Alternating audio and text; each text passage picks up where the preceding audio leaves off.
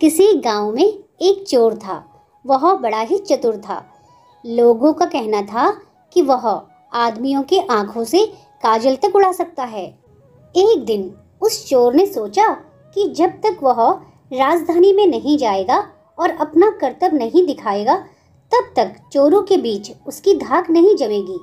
यह सोचकर वह राजधानी की ओर रवाना हुआ और वहां पहुंचकर उसने यह देखने के लिए नगर का चक्कर लगाया कि कहाँ क्या कर सकता है।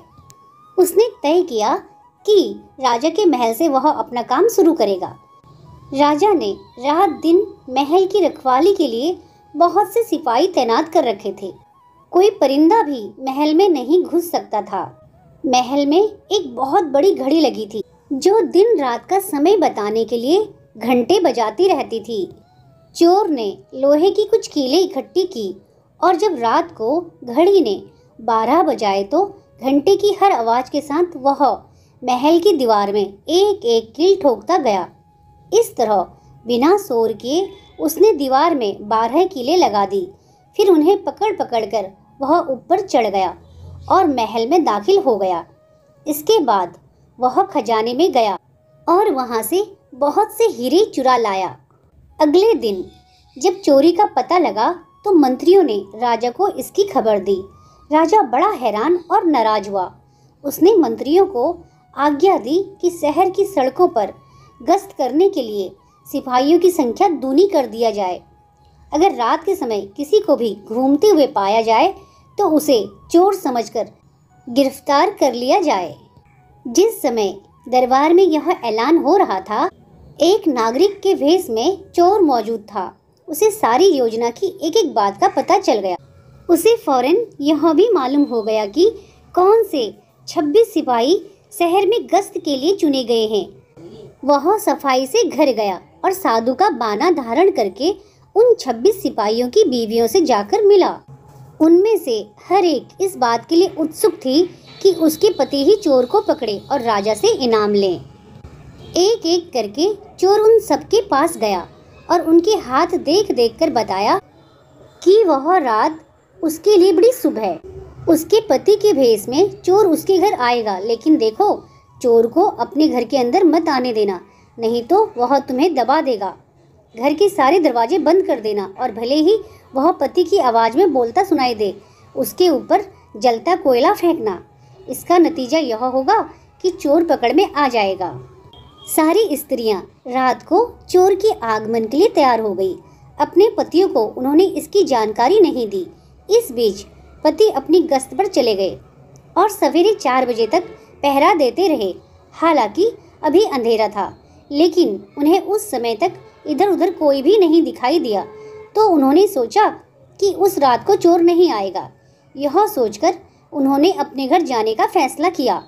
जो ही वे घर पहुंचे, स्त्रियों को संदेह हुआ और उन्होंने चोर की बताई कार्रवाई शुरू कर दी।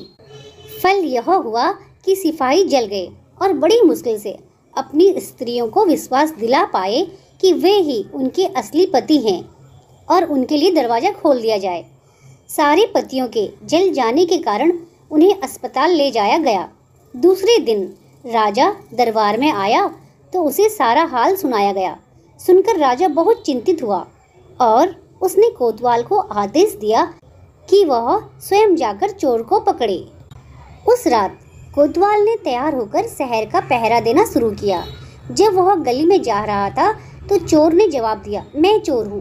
कोतवाल समझा मजाक कर रहा है। उसने कहा, मजाक छोड़ो, अगर तुम चोर हो तो मेरे साथ आओ, मैं तुम्हें काठ में डाल दूंगा। चोर बोला, ठीक है, इसमें मेरा क्या बिगड़ेगा। और वह कोतवाल के साथ काठ डालने की जगह पर पहुंचा। वहां जाकर चोर ने कहा, कोतवाल साहब, इस काठ को आप इस्तेमाल कैसे करते हैं? मेहरबानी करके मुझे समझा दीजिए। कोतवाल ने कहा, तुम्हारा क्या भरोसा, मैं तुम्हें बताऊं और तुम भाग जाओ तो?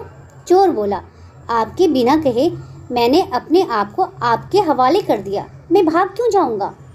कोतवाल उसे यह दिखाने के लिए राजी हो गया कि काठ कैसे डाला जाता है।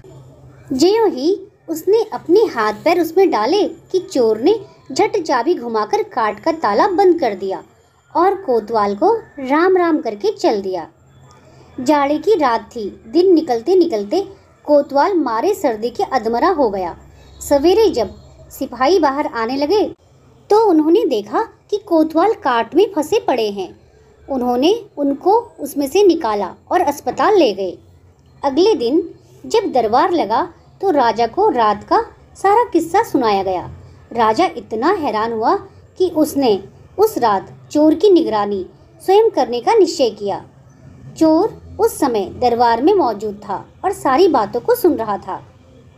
रात होने पर उसने साधु का वेश बनाया और नगर के सिरे पर एक पेड़ के नीचे धूनी जलाकर बैठ गया। राजा ने गश्त शुरू की और 2 बार साधु के सामने से गुजरा। तीसरी बार जब वह उधर आया तो उसने साधु से पूछा कि क्या इधर से किसी अजनबी आदमी को जाते हुए उसने देखा है।